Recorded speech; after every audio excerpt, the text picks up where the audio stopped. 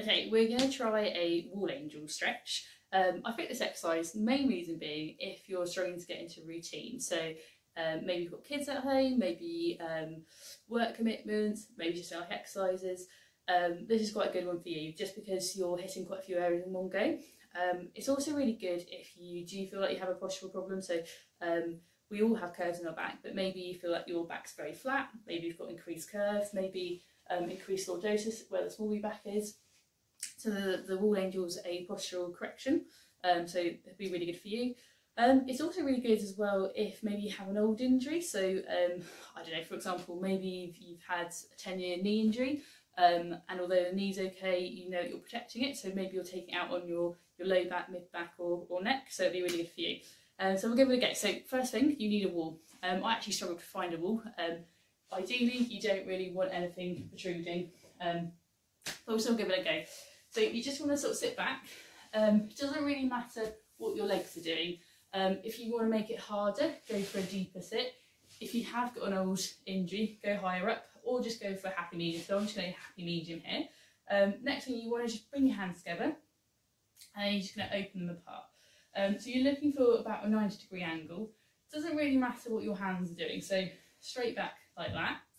The most important part of this with the arm stretch is you want your shoulder to be pinned back.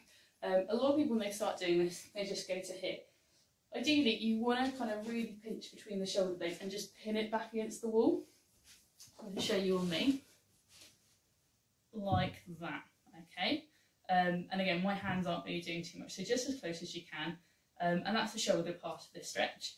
The next bit is your low back. So what you want to do, where the curve of your small back is, you want to push straight back, so you're kind of tucking your bottom under like that. So having a little go. So pushing everything back and into the position.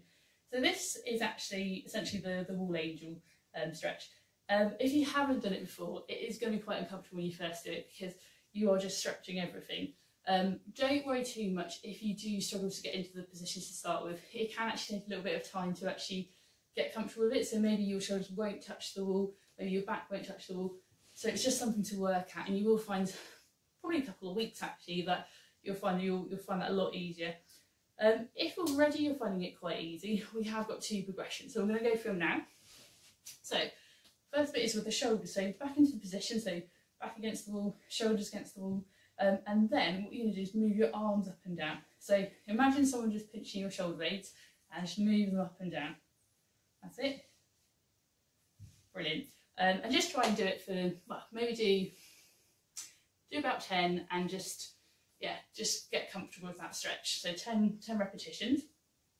The next bit, hands are going to stay flat. So keep your shoulders back, hands flat, no movement here, but you're going to move your body this time. So you're going to go up and down like that.